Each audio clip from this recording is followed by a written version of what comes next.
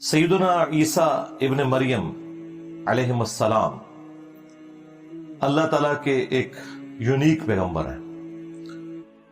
जो extraordinary qualities अल्लाह ताला ने ईसा इब्न मरियम को दी हैं वो किसी और पैगंबर को नहीं दी।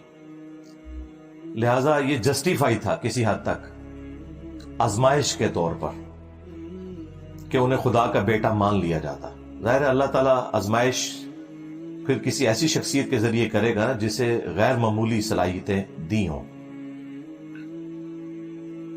ऐसी हस्ती कि जिसको अल्लाह ताला ने बगैर बाप के पैदा किया और सूरह मरियम में फरमाया कि हम तुम्हें और तुम्हारी औलाद को, सैयदा मरियम को फरमाया कि जहान वालों के लिए निशानी बनाने वाले हैं। उसके बाद सूरह मरियम में ही आया कि उन्होंने शीरखारगी की उम्र में कलाम किया कि मैं अल्लाह का पैगंबर हूं, उसने मुझे किताब दी है और मुझे अपनी वालिदा के साथ हुस्न सलूक करने वाला बनाया है।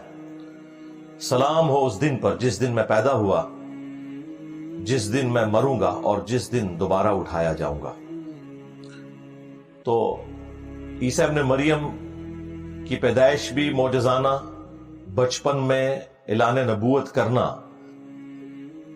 शीरखारगी की उम्र में जब दूध पीता बच्चा है, बिल्कुल न्यू बॉर्न बेबी, और उसके बाद फिर जो मौजज़ात अल्लाह ताला ने दिए कि अंधों को अल्लाह ताला के इज़्न से शिफा दे देते थे, इसी तरीके से जो कोड़ी के मरीज थे उनको शिफा दे देते थे अल्लाह के इज़्न से। सूरतुल मायदा में, सूरह मरियम में, सूरह आल इमरान के अंदर ये तीन मेन सूरतें हैं जिनमें ईसा इब्न मरियम का तफसीली जिक्र आया, वो आप खुद भी पढ़ सकते हैं। और सबसे बढ़कर मट्टी की मूरत में फूंक मारते थे तो वो परिंदा बन जाती थी अल्लाह के इज़्न से, और मुर्दों को जिंदा कर देते थे अल्लाह के इज़्न से। अब ये क्वालिटीज किसी और पैगंबर को अल्लाह ताला ने नहीं दी। यहां तक के फरमाया कि रूहुम मिन, वो अल्लाह की रूह है। इसी की वजह से बाद लोगों ने धोखा खाया और उन्हें खुदा का बेटा कह दिया। हालांकि अल्लाह ताला ने ईसा इब्न मरियम का स्टेटस बिल्कुल क्लियर किया कि वो अल्लाह के बंदे हैं। सूरह आल इमरान की शुरू की आयत का टॉपिक ही यही है। बहरहाल जिस शख्सियत के साथ इतने एक्स्ट्राऑर्डिनरी चीजें जुड़ी हों तो इंसानियत ने फिर उनके बारे में यही क्लेम करना है कि कम से कम इन्हें खुदा का बेटा मानो या फिर खुदा क्लेम कर दो। और ये दोनों अकायद उनके साथ लोगों ने मंसूब किए। कैथोलिक का अकीदा है कि वो खुदा के बेटे हैं, और प्रोटेस्टेंट का अकीदा है कि वो ईसा इब्न मरियम खुद अल्लाह हैं जो कि इंसानी शक्ल में जमीन के ऊपर आ गए, वलियाज़ु बिल्लाहि ताला। और अल्लाह ताला ने दोनों अकीदों का रद्द किया है बड़ी तफसील के साथ। सूरह आल इमरान में और सूरतुल मायदा में तो जिस शान से डिस्कशन हुई है वो तो अपनी नोयत की एक यूनिक डिस्कशन है। लक़द कफ़र अल्लज़ीना क़ालू इन्नल्लाहा हुवल मसीह इब्नु मरियम, बेशक वो लोग खुला कुफ्र कर रहे हैं कि जो कह रहे हैं कि ईसा इब्न मरियम ही अल्लाह है। वक़ाल अल मसीह, जबकि मसीह तो खुद ये कहा करते थे, या बनी इसराइल, ए औलाद याकूब, उअबुदुल्लाह रब्बी व रब्बकुम, इबादत करो उस रब की कि जो मेरा भी रब है और तुम्हारा भी रब है। इन्नहु मन युशरिक बिल्लाह, याद रखना बेशक जिसने अल्लाह के साथ शिर्क किया, लक़द हर्रमल्लाहु अलैहिल जन्नह, अल्लाह ताला ने ऐसे शख्स पे जन्नत हराम कर दी है। वमअवाहुन नार, और उसका ठिकाना है जहन्नम की आग। वमा लिज़्ज़ालिमीन मिन अंसार, और ऐसे शख्स का क़यामत के दिन कोई मददगार भी नहीं होगा जो इस किस्म का अकीदा वाबस्ता करेगा। इससे ज्यादा तो बेहतर अंदाज में समझाया नहीं जा सकता था। फिर आगे चल के फरमाया लक़द कफ़र अल्लज़ीना क़ालू इन्नल्लाहा सालिसु सलासा, वो भी काफिर हैं जो कह रहे हैं कि अल्लाह तीन में से एक है। यानी वो कहते थे कि उस वक्त ट्रिनिटी ये थी कि تین خدا ہیں، اللہ، سیدہ مریم اور سیدنا عیسیٰ ابن مریم۔ آج کی جو ٹرینٹی ہے اس میں سیدہ مریم کو تو سائیڈ پہ کر کے انہوں نے ہولی گوسٹ کو داخل کر دیا ہے، سیدنا جبرائیل علیہ السلام، بر ٹرینٹی آج بھی اس طریقے سے موجود ہے۔ پھر آگے چل کے اللہ تعالیٰ نے فرمایا کہ مل مسیح ابن مریم الا رسول، عیسیٰ ابن مریم تو نہیں تھے مگر ایک رسول، قد خلت من قبلہ الرسل، ان سے پہلے بھی رسول گزر چکے ہیں، وامہ صدیقہ، ان کی ماں ایک سچی عورت تھی، کانا یاکلان الطعام، دونوں کھانا کھایا کرتے تھے، دونوں روٹی کھانے کے محتاج تھے۔ دیکھو ہم اپنی آیات کس طرح کھول کھول کر بیان کر رہے ہیں، اور پھر ان کی طرف دیکھو کس طرح یہ الٹے پڑے جاتے ہیں۔ کیا تم ایسی ہستیوں کو اللہ کے سوا پوج رہے ہو کہ جو نہ تمہارے نقصان کے مالک ہیں نہ نفع کے مالک ہیں، اور اللہ ہی سننے والا اور علم والا ہے۔ یعنی اس میں واضح عقیدہ اللہ تعالیٰ نے بتا دیا کہ عیسیٰ ابن مریم اور ان کی ماں من دون اللہ بھی ہیں، اس اعتبار سے کہ اللہ کے مقابلے پہ لوگوں نے ان کو کھڑا کیا۔ لہذا یہ بھی ایک ڈھکوسلا جو تھا بعض فرقوں کا کہ من دون اللہ سے مراد صرف بت ہیں، وہ بھی ختم ہوا۔ نمبر 2، نہ صرف ان کی پرستش کی نفی کی بلکہ ساتھ یہ کہا کہ یہ تمہارے نفع نقصان کے مالک بھی نہیں ہیں۔ لہذا ان لوگوں کا بھی دروازہ بند ہو گیا جو یہ کہتے تھے کہ ہم میں اور کرسچنز میں یہ فرق ہے کہ کرسچن جو ہیں وہ اللہ کے پیغمبر کی عبادت کرتے ہیں، اس کی ماں کو پوجتے ہیں، ہم تو اولیاء اللہ اور انبیاء کی عبادت نہیں کرتے، ہم تو انہیں اللہ کا بندہ مانتے ہیں۔ تو اس پہ میں نے کہا تھا نہ، آگے چل، آگے لکھا ہوا ہے کہ نہ وہ تیرے نفع کے مالک ہیں نہ نقصان کے۔ اور کتنی آپ سمجھ لیں، وہ ہمارے ڈاکٹر سرار صاحب اس کے لیے ورڈ یوز کرتے تھے، ننگی بات، یعنی بالکل کھلی ہوئی بات کہ وہ روٹی کھانے کے محتاج تھے۔ بھائی اگر عیسیٰ ابن مریم اور ان کی ماں روٹی کھانے کے محتاج ہیں اور وہ کسی کے نفع اور نقصان کے مالک نہیں ہیں تو سرکار بابت شاہی کوئی نہیں۔ بالکل قرآن کی ہر آیت سے یہی رزلٹ نکلتا ہے کہ بابت شاہی کوئی نہیں، عیسیٰ کے جیسا ہے ہی کوئی نہیں، تیرے بابت شاہی کوئی نہیں۔ اگر عیسیٰ ابن مریم کو اللہ تعالیٰ نے سینٹرڈ کیا تو صرف اس لیے کہ آپ کے سامنے یہ مقدمہ بالکل واضح ہو جائے کہ اگر عیسیٰ ابن مریم جو اولو العزم پیغمبروں میں سے ہیں، 5 اولو العزم پیغمبر قرآن میں رپورٹ ہوئے ہیں، سورۃ الاحزاب میں، سورہ الشورى کے اندر، محمد رسول اللہ صلی اللہ علیہ وآلہ وسلم، ابراہیم خلیل اللہ، موسیٰ کلیم اللہ، نوح نجی اللہ اور عیسیٰ روح اللہ علیہ السلام اجمعین، ان میں سے ایک ہیں۔ اگر ان کا یہ سٹیٹس ہے کہ وہ روٹی کھانے کے محتاج ہیں، کسی کے نفع نقصان کے وہ مالک نہیں ہیں، تو سرکار باقیوں کو تو آپ چھوڑ دیں۔ اور پھر سورۃ المائدہ میں اللہ تعالیٰ نے جتنے سخت الفاظ کے اندر اس ٹاپک کو ایڈریس کیا ہے، لقد کفر الذین قالوا ان اللہ هو المسیح ابن مریم، بے شک وہ لوگ کھلا کفر کر رہے ہیں کہ جو کہہ رہے ہیں کہ اللہ ہی عیسیٰ ابن مریم ہے، نعوذ باللہ۔ قل فمن یملک من اللہ شیئا، یہ شیئا بابت شیئی کوئی نہیں، یہ عربی سے لفظ آیا ہے۔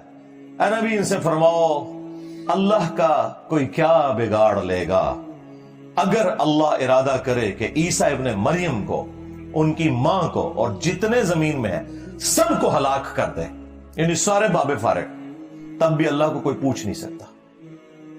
تو یہاں پہ اللہ تعالیٰ نے توحید کو پھر اسٹیبلش کیا۔ غصہ تھا کرسچنز پہ، سینٹرڈ کسے کیا؟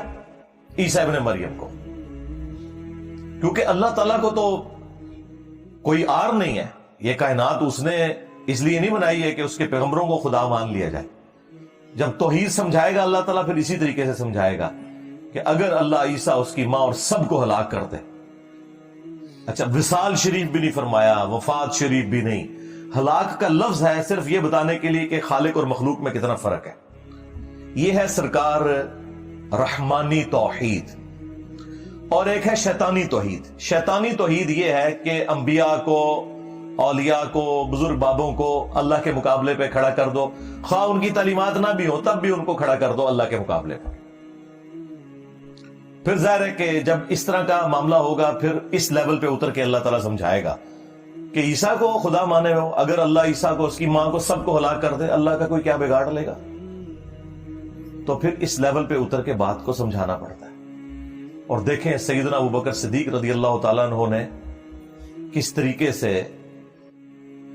عقیدہ امت کو دیا کہ نبی علیہ السلام کی میت کے اوپر جب انہوں نے خطبہ دیا ہے حمد و صلات کے بعد، صحیح بخاری میں کم از کم 4 جگہ یہ خطبہ آیا ہے، تو آیات بعد میں پڑھی ہیں، پہلے انہوں نے اپنی طرف سے ایک جملہ بولا جو نہ قرآن میں تھا نہ حدیث میں تھا۔ جس طرح میرے اوپر یہ اعتراض کرتے ہیں انجینئر صاحب یہ جملے کیوں بولتے ہیں، حضرت ابوبکر صدیق نے بھی خود جملے بولے ہیں، شارح تو نہیں تھے، وہ بھی نبی علیہ السلام کے صحابی تھے، بہرحال امتی تھے، فالو تو انہوں نے بھی دین کو ہی کرنا ہے۔ الا من کان یعبد محمدا فان محمدا قد مات، آگاہ ہو جاؤ جو بھی تم میں محمد کی عبادت کرتا تھا وہ جان لے کہ محمد مر گئے۔ وصال فرما گئے، وفات فرما گئے، کوئی الفاظ نہیں، حالانکہ یہ بھی عربی کے الفاظ تھے۔ ان کو کسی نے نہیں کہا جی قرآن میں لکھا ہے شہید زندہ ہے، انہیں پتا تھا وہ بات اور ہے، یہ بات اور ہے۔ دنیا سے مر چکا ہے شہید بھی، اللہ کے حضور زندہ ہے، قرآن میں ہے۔ دنیا میں اگر زندہ ہے تو اس کی بیوی پھر کیا دوبارہ نکاح کر کے زنا کر رہی ہوتی ہے؟ بھئی مر چکا ہے، اسی لیے وہ کسی اور مرد سے شادی کرتی ہے، اللہ کے حضور زندہ ہے۔ ہاں نبی کی بیوی اس لیے نہیں کرتی ہے کہ وہ امت کی ماں ہے، اس وجہ سے نہیں کہ نبی آخرت میں زندہ ہے، اس وجہ سے کہ وہ امت کے باپ ہیں اور ان کی بیویاں مائیں ہیں، اس لیے اللہ تعالیٰ نے وہاں پہ یہ والا معاملہ ختم کر دیا۔ النبی اولا بالمؤمنین من انفسہم وازواجہ امہاتہم، نبی مومنین کی جانوں سے بڑھ کر ان پر حق رکھتے ہیں، نبی کی بیویاں امت کی مائیں ہیں۔ اور پھر سورۃ العذاب میں آگے چل کے آیا کہ اللہ تعالیٰ کے نزدیک یہ بہت بڑا گناہ ہے کہ نبی کی وفات کے بعد تم ان کی بیوی کے ساتھ شادی کرو، یہ اللہ تعالیٰ نے ایک آنر کے طور پر کیا۔ لیکن دوسری طرف حضرت جعفر طیار شہید ہوئے ہیں غزوہ موتا کے اندر، حضرت علی کے بھائی، ان کی بیوی اسما بنت امیس، ان کے ساتھ حضرت ابوبکر نے شادی کر لی۔ حالانکہ جعفر وہ ہیں جن کا نام جعفر طیار ہے، بخاری میں ہے کہ اللہ تعالیٰ نے انہیں جنت میں 2 پر دیے ہیں، ان کے بازو کٹ گئے تھے، اس سے وہ اڑتے ہیں جنت میں، یعنی کنفرم زندہ۔ اور بیوی نے نکاح کر لیا حضرت ابوبکر کے ساتھ، ان سے محمد بن ابی بکر پیدا ہوئے، پھر حضرت ابوبکر بھی فوت ہو گئے، پھر اسی عورت کے ساتھ حضرت علی نے نکاح کر لیا اور محمد بن ابی بکر کی پرورش کی۔ اور جعفر طیار کا جو بیٹا تھا عبداللہ بن جعفر، اس کی بھی پرورش کی، بلکہ ان کو تو اپنی بیٹی زینب بھی دے دی۔ تو یہ میں بتا رہا ہوں کہ اگر شہید زندہ ہے تو یہ کیا آگے چل رہا ہے سارا معاملہ، تو وہ زندگی اللہ کے حضور ہے۔ تو حضرت ابوبکر نے ایک فرضی جملہ بولا، جو بھی تم میں محمد کی عبادت کرتا تھا جان لے محمد مر گئے۔ وَمَن يَعْبُدُ اللَّهَ، اور جو اللہ کی عبادت کرتا تھا وہ جان لے فَإِنَّ اللَّهَ حَيٌّ لَا يَمُوتُ، کہ اللہ تعالیٰ زندہ ہے، اسے کبھی موت نہیں آئے گی۔ کسی نے نہیں کھڑے ہو کے کہا کہ حضرت یہ کون سی آیت ہے، یہ کون سی حدیث ہے، یہ آپ اپنی طرف سے باتیں کر رہے ہیں، کسی کی جرت نہیں تھی۔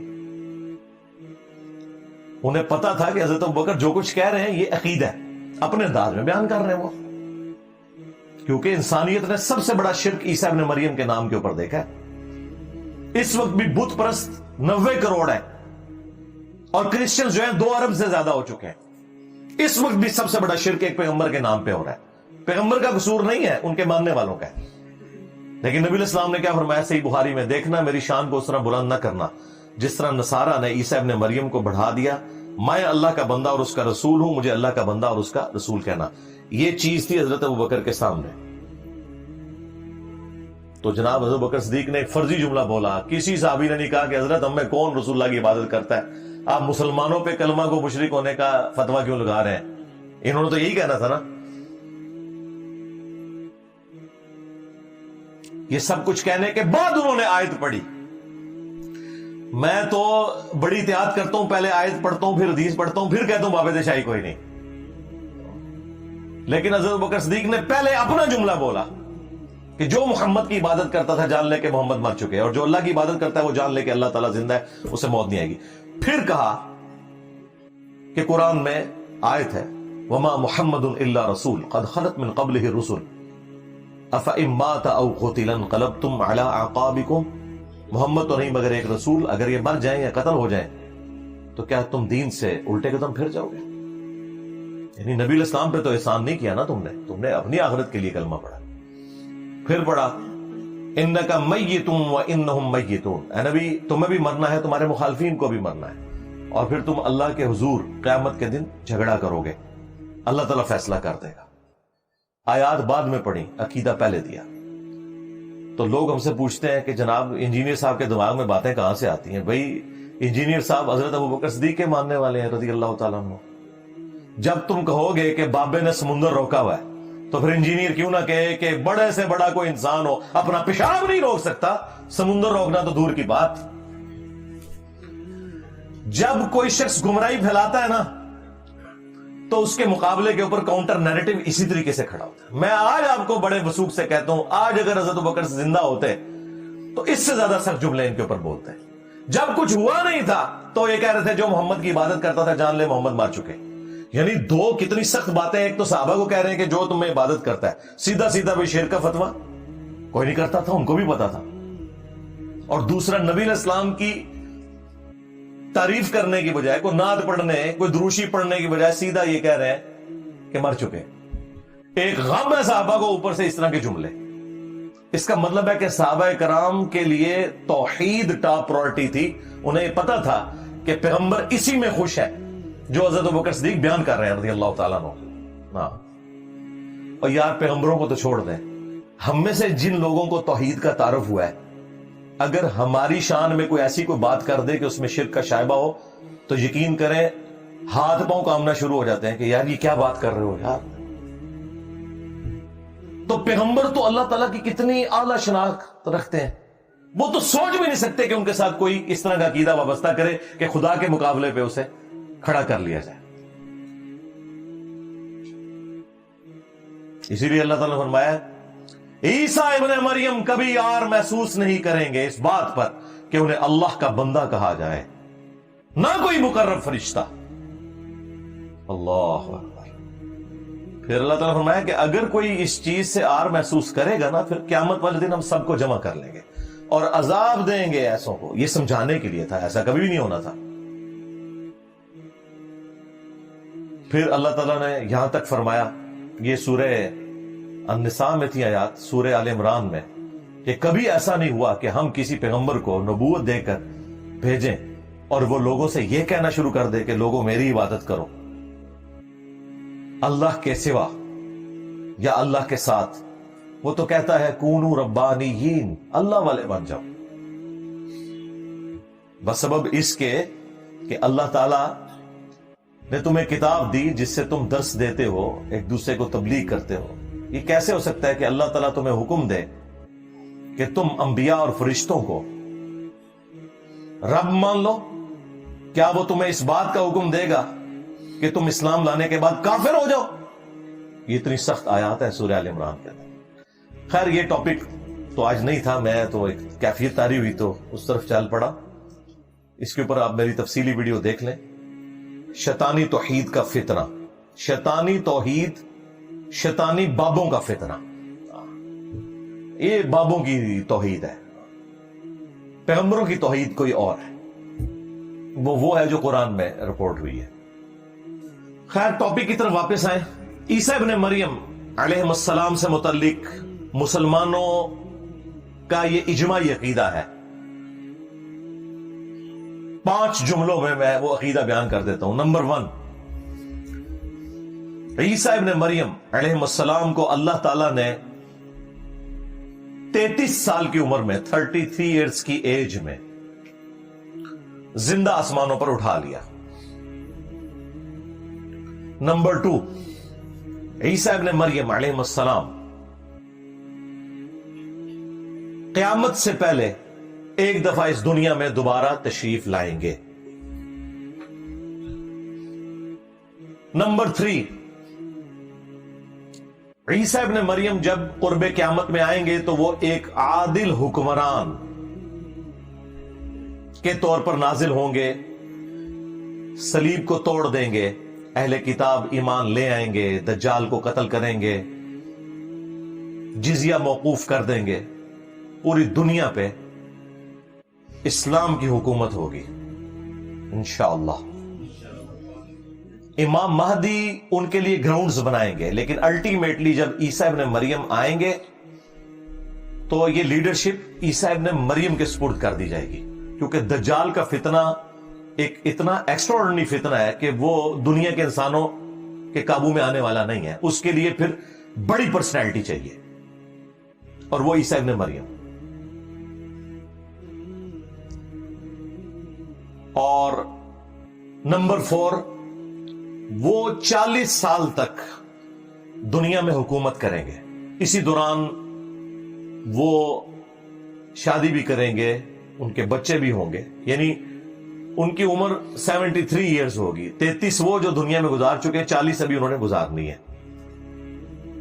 اور نمبر 5 عقیدہ ان کے بارے میں یہ ہے کہ جب وہ فوت ہوں گے، مسلمان ان کا جنازہ پڑھ کے انہیں قبر رسول صلی اللہ علیہ وآلہ وسلم کے ساتھ روضہ شریف میں دفن کریں گے۔ یہ جو 5 عقیدے ہیں نا، یہ قرآن و سنت کے اندر بڑی تفصیل کے ساتھ بیان ہوئے ہیں، اور سب سے بڑی بات یہ ہے کہ امت میں ان 5 عقائد کے معاملے میں کوئی اختلاف نہیں ہے۔ یہ چند وہ مسائل جن کے اوپر اجماع امت ہے، ان میں سے ایک ہے۔ ویسے کوئی شخص اٹھ کے ختم نبوت کا معنی بدل کے تو غلام احمد قادیانی دجال کی طرح فتنہ کھڑا کر دے، تو ہم اسے یہ کہیں گے بھئی ختم نبوت کا عقیدہ جو تم بیان کر رہے ہو، اس طرح کا ختم نبوت کا عقیدہ امتی نبی والا تو کبھی نہیں رہا، یہ تمہاری خرافات ہے۔